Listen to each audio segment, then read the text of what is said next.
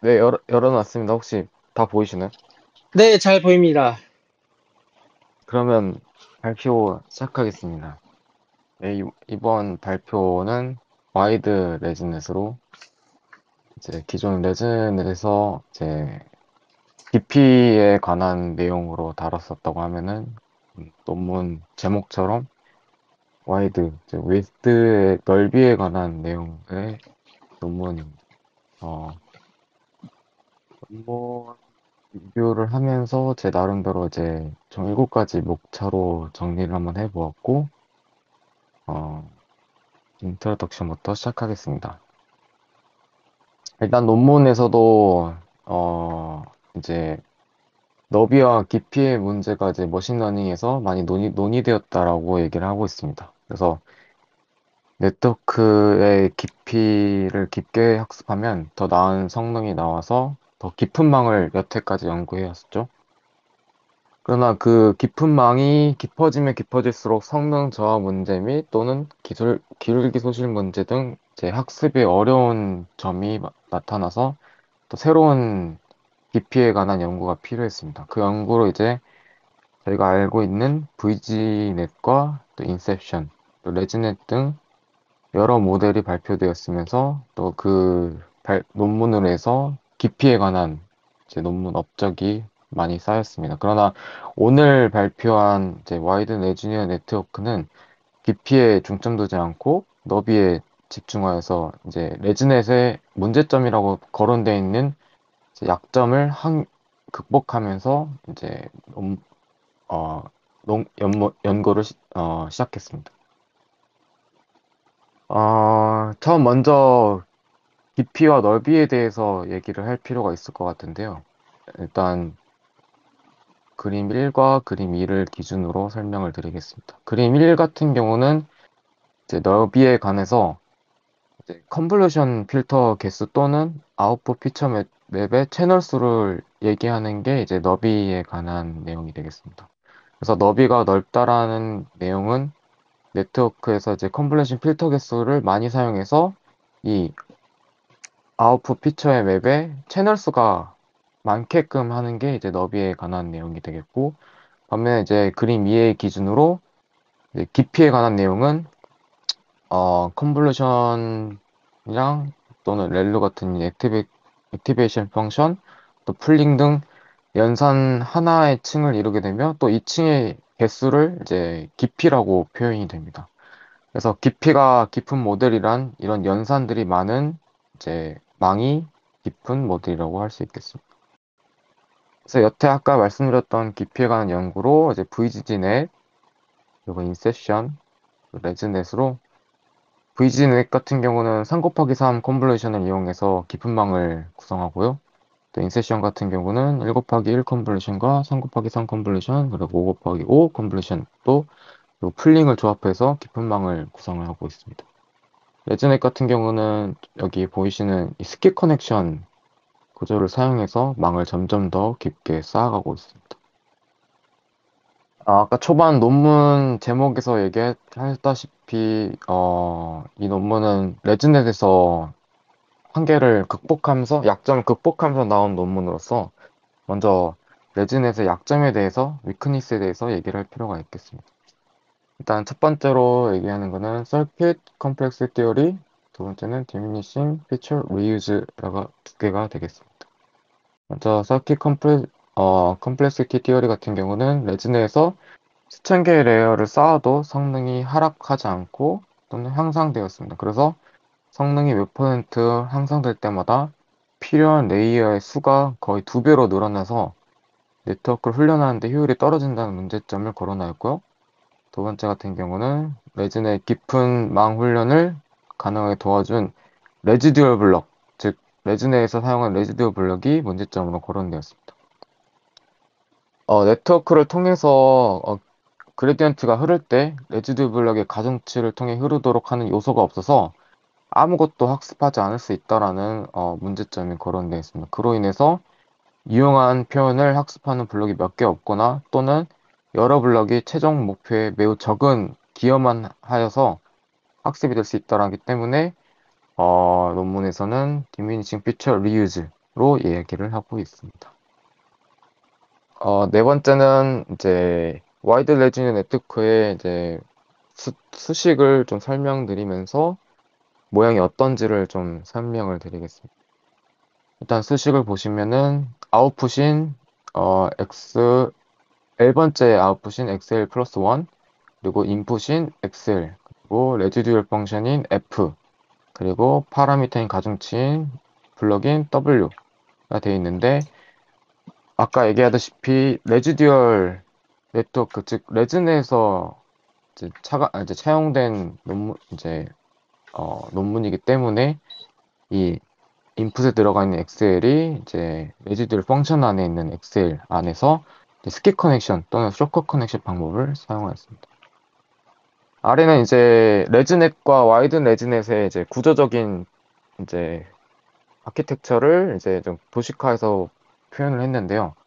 이제 레즈넷 같은 경우는 기존 피처 인풋에서 이제 아웃풋까지 해서 이제 스킵 커넥션으로 연결하는 반면에 와이드 레즈넷도 똑같이 인풋에서 아웃풋으로 이제 스킵 커넥션으로 연결을 하지만은 보시다시피 너비의 차이를 두는 것을 확인할 수 있겠습니다. 그래서 아까부터 계속 너비에 대해서 얘기를 했는데 이 너비를 논문에서는 K로 이제 어, 상수를 받아서 이제 설명하고 있는데 와이드 레즈 같은 경우는 이제 와이드닝 팩터라서 K로 이제 결정이 되어서 예를 들어 이제 K가 2가 되게 되면은 기존 이제 피처 맵보다 2배 큰 이제 피처 맵이 나오게 되게 됩니다. 그래서 예를 들어 여기가 1배 K1이라고 하면은 뭐 크기는 지금 2배가로 지금 볼 수 없겠지만은 K2였을 때 이렇게 2배로 확장되는 너비의 피처 맵을 사용해서 필터를 사용해서 학습을 하도록 하고 있습니다.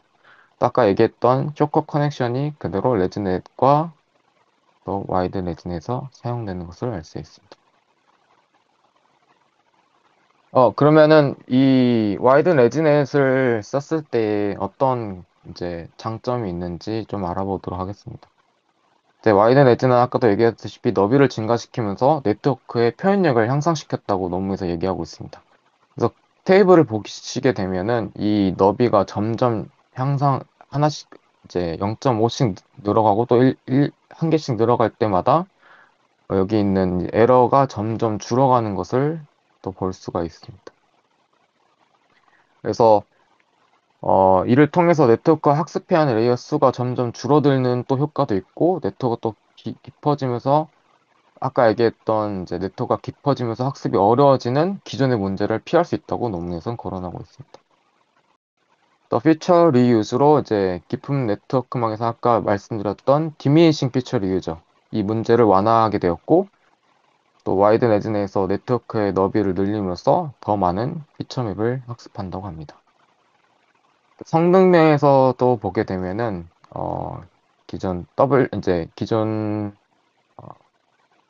이제 레즈넷과 그리고 이제 와이드 레즈넷 지금 논문에 사용하고 있는 것을 비교를 하게 되면은 같은 데이터 셋에서 레즈넷 같은 경우는 110개의 깊이가 있다고 한다고 하면은 와이드 레즈넷 같은 경우는 28개의 깊이에 10배 넓은 너비를 사용하여서 더 에러가 적은 모델을 성능을 낳은 것을 확인할 수 있었습니다. 다음은 코드가 되겠습니다. 먼저 앞서 이제 기존 이제 레즈넷에서도 얘기했던 것처럼 이제 원래 이제 베이직 블럭에서는 컨볼루션 그리고 배치 노멀레이션 렐로의 방향을 썼었는데 이제 레즈넷에서 차용된 것처럼 레즈넷에서도 그 순서가 바뀐 것을 알 수 있습니다. 그래서 이 와이드 레즈넷에서도 배치 노멀레이션 렐로 컴퓨트 D 배치 노멀레이션 렐로 컴퓨트 D 이런 식으로 순서가 바뀐 것을 확인할 수 있습니다. 여기서 코드를 먼저 추가적으로 더 설명드리기 전에 한번 더 말씀드릴 게 있는데, 논문에서 이제 실험을 했을 때 이상 특이점 같은 거를 발견해서 논문에서 거론하고 있습니다. 논문에서 이제 첫 번째 러닝 레이트가 감소한 후에 어, 손실과 검증으로 갑자기 증가하는 형태가 띄어서 이 문제점으로 거론되고 있습니다. 그래서 이 문제점이 무엇인가 봤더니만은 러닝 레이트가 높은 값으로 그 웨이트 디케이, 가중치 감소로 인한 현상이었고, 이 현상을 이제 줄이기 위해서 드랍아웃으로 그 효과를 제거하는 이제 내용이 나와 있습니다. 그럼 그래프로 좀 설명을 드리자면은, 사이퍼 10이랑 사이퍼 100에서 똑같이 이제 드랍아웃이 적용되지 않는 이 그래프에서는, 어, 아까 말씀드렸던 러닝 레이트가 감소하고 또 바뀌었을 때 갑자기 진동하고 증가하는 형태가 나왔고, 여기도 똑같이 감소하고 증가하는 형태로 그래프가 나오고 있습니다. 그러나 이쪽 그래프에서는 드랍아웃가 이제 적용이 되었을 때는, 어, 첫 번째 러닝 레이트 감소한 후에 증가하는 게 아니라 이제 일정하게 유지하고 또 다시 감소하는 형태로 보여주고 있습니다. 이 SVHN 같은 그래프로 이쪽 왼쪽은 드랍아웃가 적용이 안 된 거고 이쪽은 드랍아웃가 적용된 거라서 그래프를 유심히 보시면은 좀 차이를 좀 보실 수 있을 거라고 생각합니다.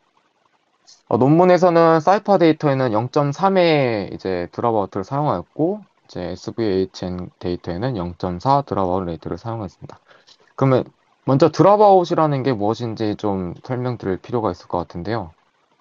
이제 예시로 그림을 하나 보여드리면은 서로 연결된 이제 연결망에서 0에서 1 확률로 이제 뉴런을 제거하는 기법이라고 합니다. 드랍아웃 레이트를 0.5로 가정하였을 때 지금 현재 보이는 이 4개의 뉴런끼리 모두 연결되어 있는 이 플리커이트 레이어에서 0.5의 확률로 랜덤하게 제거되니까 이 4개 중에서 랜덤하게 2개가 제거된 모습을 확인할 수 있겠습니다. 이제 드랍아웃 같은 장점은 이제 과적합 방지, 또 앙상블 효과, 계산 효율성 등이 있는 것으로 확인되었습니다. 그러나 단점으로는 이 드랍아웃을 하는 거에 있어서 또 랜덤하게 이제 랜덤하게 뉴런을 제거해야 하기 때문에 또 추가적인 계산이 또 필요하다 해서 또 학습 시간이 늘어날 수 있고 또 적정 드랍아웃 비율을 또 차지하기 때문에 여러 실험을 진행해야 하는 것을 알 수 있습니다. 그래서 사이파 데이터에서는 0.3 그리고 SVHN 데이터는 0.4의 드랍아웃을 이제 최적의 드랍아웃 레이트로 보고 여러 실험을 했었던 것을 알 수가 있겠습니다. 코드에서 드랍아웃을 적용한 부분은 이쪽이 되겠고, 코드는 좀 더 제가 올려드린 이제 GitHub 코드를 보고 확인하시면 되겠습니다. 이번에는 이제 깊이에 관한 내용입니다.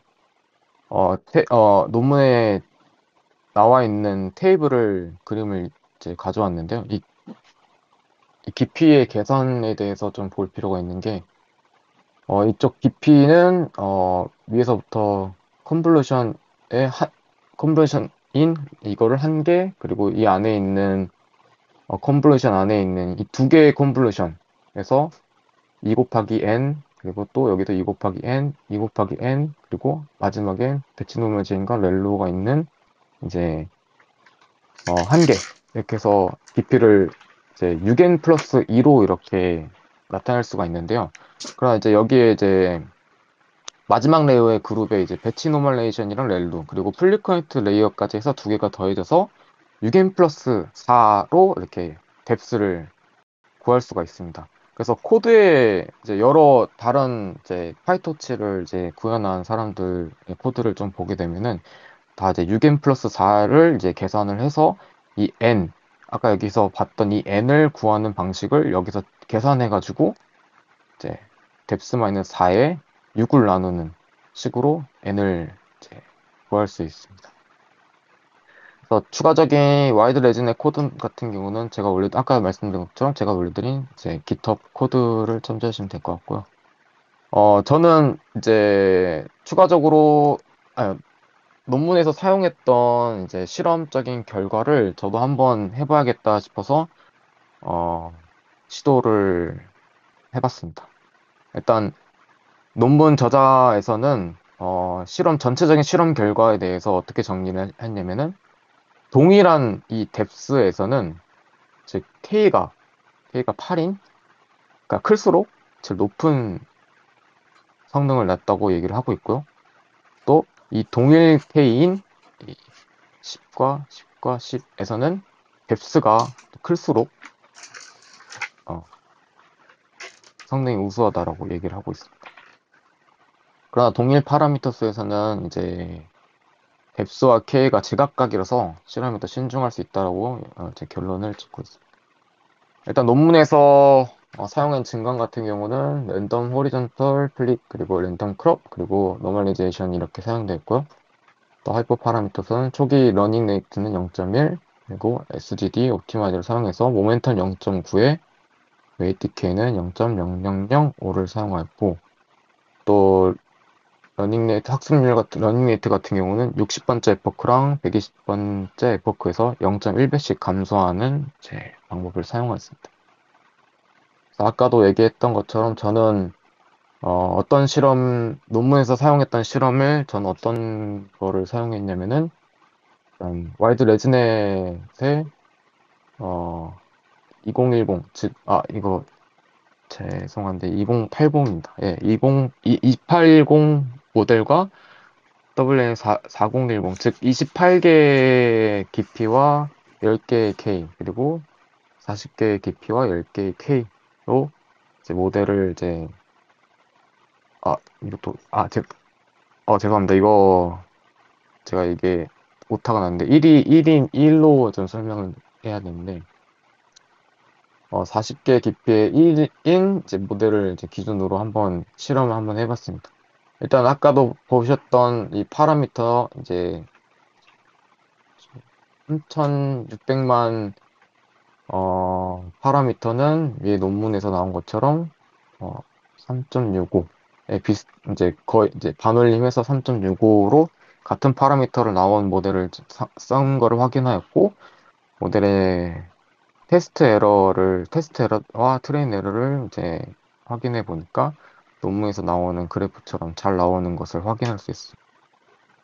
테스트 에러에서 제일 최소였던 레이트는 4.27%로 논문에서 얘기했던 4.17의 값은 나오지 않았으나 그래도 유사한 값을 나타내서 좀 좋은 성능을 나타낸 걸 확인할 수 있습니다. 마지막 두 번째는 이제 WRN의 40 BP와 1K의 모델에서는 56만 4,122 파라미터로 논문에서 0.6 밀리언으로 이제 표현된 반올림한 값이랑 유사한 파라미터로 실험을 진행했습니다. 그 실험 결과로 미니멈 텍스트 에러 레이트는 6.89%로 논문과 유사한 이제 성능이 나온 것을 확인할 수 있었고, 논문에 나와 있는 그래프랑 비슷한 그래프를 얻을 수 있어서 나름 만족했던 실험이었습니다. 두 번째 같은 경우는 아까 논문에서 얘기했던 이제 드랍아웃을 적용한 부분과 드랍아웃을 적용하지 않은 부분에 대한 내용을 거론을 했었는데요. 그거에 대해서 저도 실제적으로 어떤 결과를 얻을 수 있는지 정확히 보고 싶어서 드랍아웃을 적용한 모델과 드랍아웃을 적용하지 않는 모델을 이렇게 차이를 둬서 제 그래프를 나타냈습니다. 일단은 드랍아웃을 적용한 모델 같은 경우는 아까도 얘기했던 것처럼 러닝 레이트가 감소하는 부분부터 이제 증가하면서 진동하는 형태는 없었던 걸로 확인돼요. 그러면 녹화 시작하시고 바로 할게요. 녹화, 네네네. 네. 네네. 어, 일단 첫 번째 실험이 끝나고 이제 두 번째 실험에서는 저는 드랍아웃 적용 부분을 좀 보고 싶어서 WRN41 모델에 드랍아웃을 적용된 모델과 또 드랍아웃을 적용되지 않은 모델을 사용을 해서 실험을 한번 해봤습니다. 일단 논문에서 얘기했던 러닝 레이트가 감소한 후에 에러 레이트가 진동하면서 증가하는 부분은 이제 볼 수가 없었습니다. 왜냐하면 드랍아웃을 적용했던 모델이기 때문에 로스 부분이거나 어큐레시 부분이나 이제 잘 학습된 것을 좀 볼 수가 있었습니다. 그러나 이제 드랍아웃을 적용되지 않았을 때는 좀 미세하게나마 좀 볼 수 있었는데요. 이제 러닝메이트 감소한 이 부분부터 이 시점부터 이제 어, 에러 레이트 부분이 진동하면서 살짝 증가하는 것을 좀 볼 수 있었습니다. 이제 로스 부분도 어, 로스가 점점 증가하면서 진동하는 부분을 볼 수 있었고요. 어큐러시 부분도 네, 반대로 이제 어큐러시가 떨어지면서 진동하면서 감소하는 것을 좀 볼 수 있었습니다. 일단 논문 저자는 이제 드랍아웃 효과를 좀 확실히 보려고 하면 이제 드랍아웃 효과가 확실하게 적용됐던 데이터는 SVHN 데이터에서 확실하게 드랍아웃의 그런 내용을 확인할 수 있었다고 효과를 볼 수 있었다고 얘기를 하고 있었습니다. 저 같은 경우는 학습 이제 시간상 이제 WRN 401을 이제 사이파 패널 데이터를 이용해서 확인할 수 있었는데요.